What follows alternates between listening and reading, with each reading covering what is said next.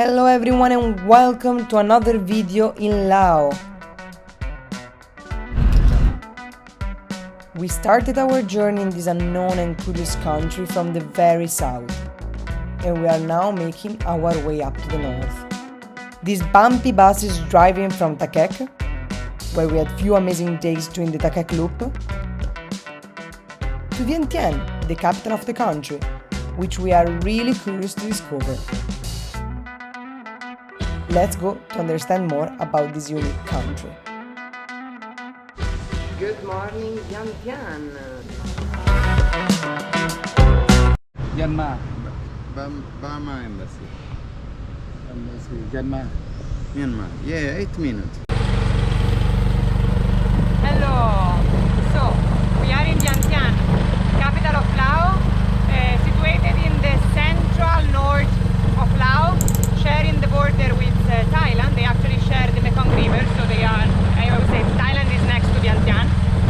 So almost a million of people, which is not too much for being the capital of the country. People saying it's not that pretty, there's not much to do, so we didn't hear good things about Vientiane, but I have to say so far we like it. But also I have to say it seems pretty more expensive than the rest of Laos, but we'll see. Yes, our safer. Well, go, they don't stop probably. Alright.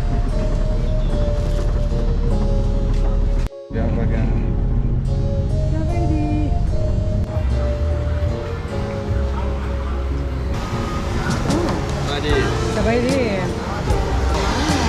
Look at that. 800 baht. So in this shop there are all these little interesting. What's that? What is that?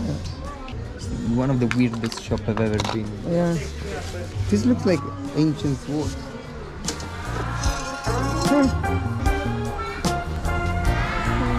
Some idea.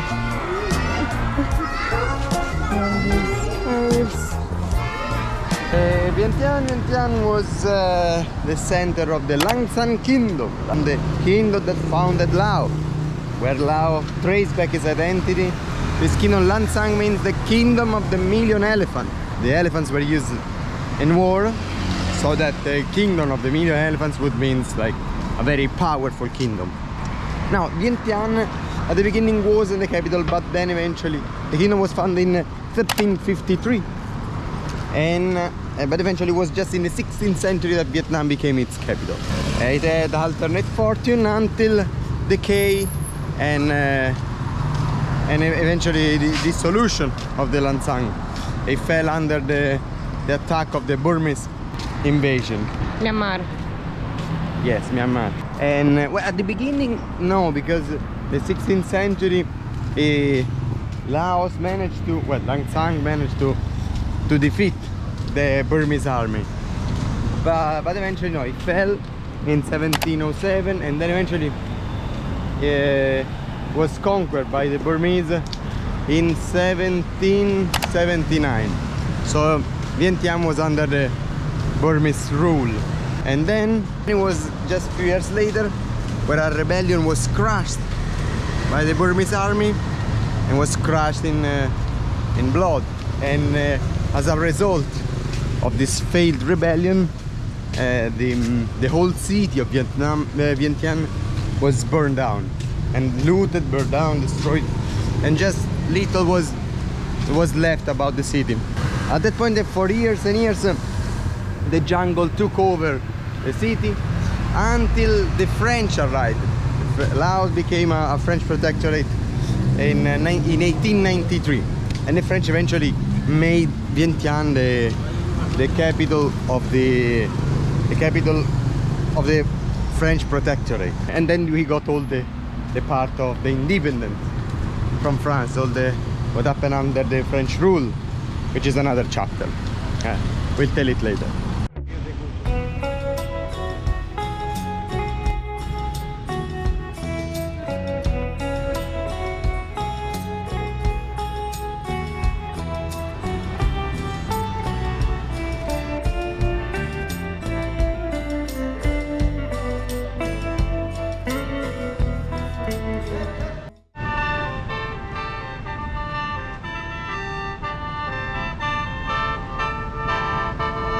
So I think this arch is extremely interesting because it definitely looks like European style, but with a strong touch of Southeast Asian, Laotian style. As you can see from all the architecture, like all the details, it's something you could definitely see somewhere in Europe, in France or in Italy.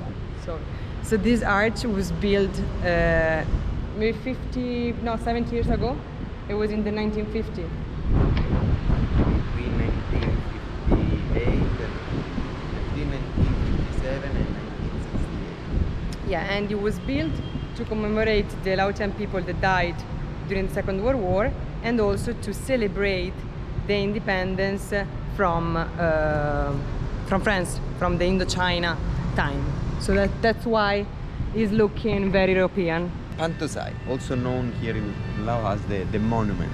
I don't know how it's in Laotian, but the monument. Patuxai, which means victory gate, you know, and it reminds of a victory arch, you know. And it was named like that because in the 70s the Pha That Luang, so the communists gained control over the country, and named this after the 1975, after the victory of northern Vietnam against the south.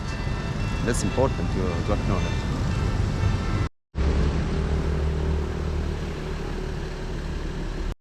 So we're entering now the Buddha Park, which is like a really interesting site in Vientiane. And it's not that old actually, it's a park built in 1958 if I'm not wrong. Yes, that's right. So let's go to check it out.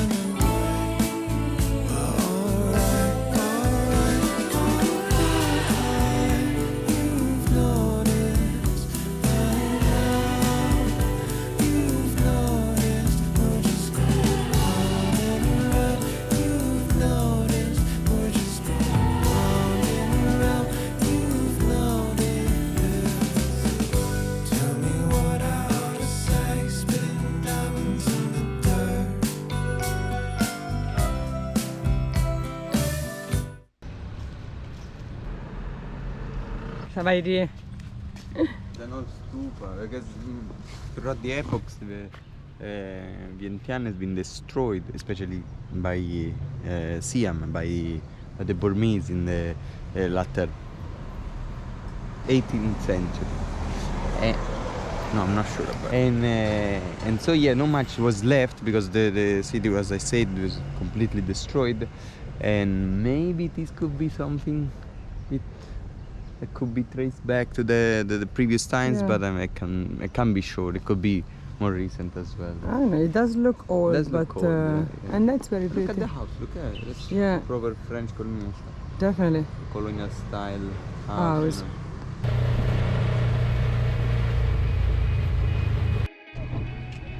Pha That Luang, the national monument of Laos. They're selling the birds. Oh. Oh no, Patuxai.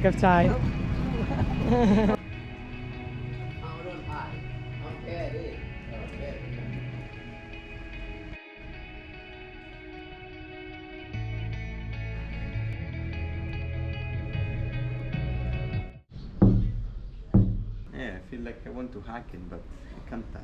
Don't touch. These lovely statue are partially covered in golden leaves. He's King Jayavarman VII, of the Khmer king, that built one of the most important temples in the Angkor Wat and was the most successful Khmer king of the history of the Khmer Empire. This shows that actually that the Khmer Empire expanded until this area, until northern Laos. the Pha That Luang. Pha That Luang, the national monument of Laos and symbol of this nation. This huge Buddha, which is covered in gold. Well, technically, before was covered in gold. Nowadays, it's just painted in gold, and but the upper point of the pinnacle is still pure gold. And it has a long history, which according to the legend starts in the 3rd century BC, when some monks carrying a relic, the breastbone of Buddha, came from India and buried inside as the stupa. Then this is more a legend, but people believe in it. Then actually seems that the origins of this building was traced back to the 3rd century AD, but then was destroyed and reconstructed, and then it was in 16th century, 1563 if I'm not wrong, that the king of the Langshan kingdom, the famous king, Settatirat king, built a big stupa, also symbol of his power and his kingdom. It was also surrounded by smaller stupa, and it was pretty magnificent. Unfortunately, then throughout the following centuries, Laos has been invaded by the neighboring powers, so Burma, Thailand, China. Each time they brought destruction here in Vientiane. And the stupa was destroyed and rebuilt several times. But then during the French colonization, the French restored the stupa in 1900. But during the Second World War, it was damaged again because of the Thai-French War. So Thai aircraft bombed it and destroyed it again, and eventually was rebuilt all over again. But still nowadays stands in its magnificence to show Laos, this landlocked and curious and almost mysterious country in Southeast Asia.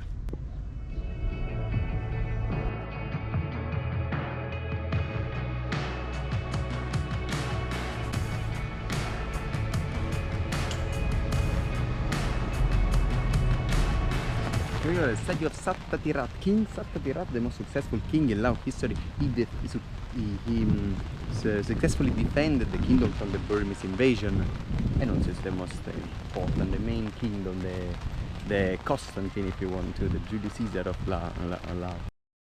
Oh, Bia Lao! Oh, Bia Lao! So hello, I've been gently asked to cover my leg with this given skirt from the reception. So we are in Ho Phra Keo.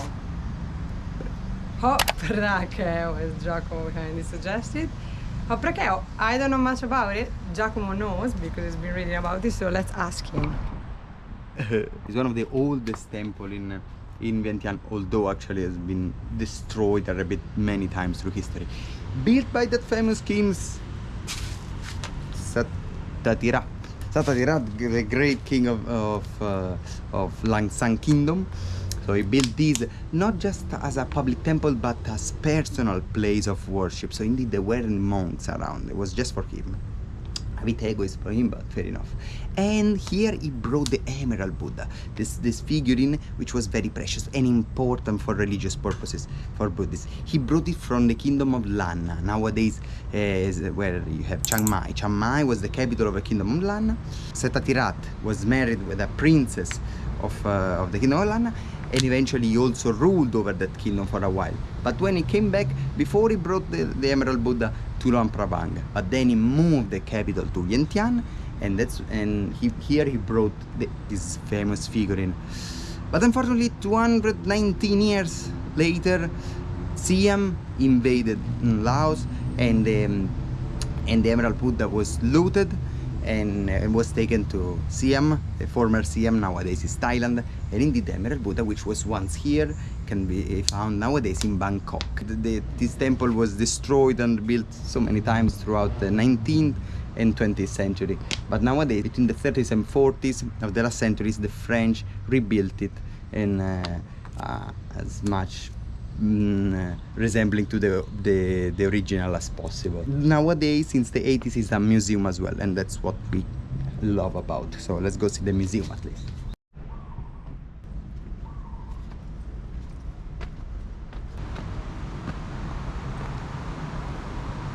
So it wasn't possible to film inside, but there were many Buddha, like the one you can see behind me. It was very interesting, some old Buddha found it around Vientiane in other area of Laos. But now Giacomo is looking. What you're looking for? Or the steel, this, I don't know if you can say, from this steel. This kind, like a steel. Steel of the Mon people. The Mon people were the first to arrive in Laos in what is for Europeans the Dark Ages, until the 9th century AD. And they were among the first people coming from the Yunnan, from north, and they established in this plateau.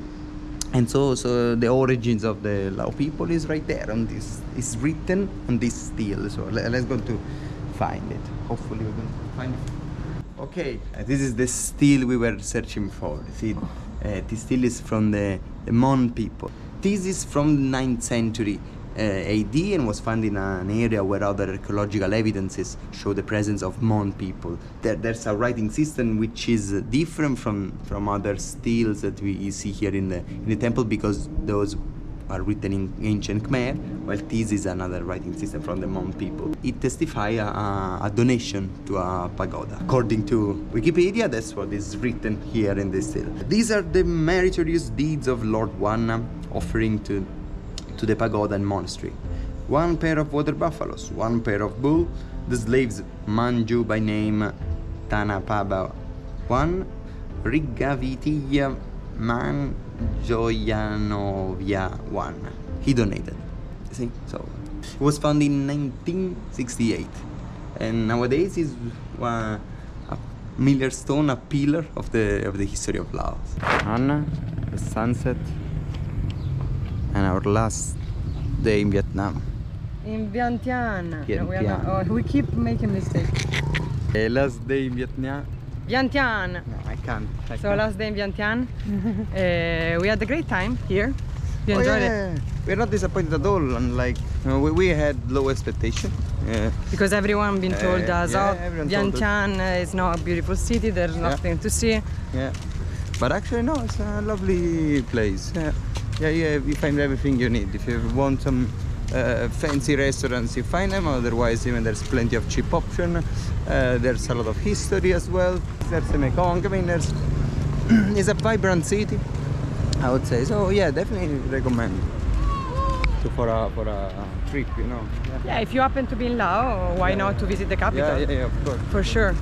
And here we have the Mekong next to us. She's a bit narrower here. Yeah, definitely narrower than the narrowest point we've seen so far. Thailand is on the other bank of the Mekong. Yep. They have an amazing sunset. The days come to an end. And yeah, it's... See you in the next video. We will be in Ban Viang. Tomorrow.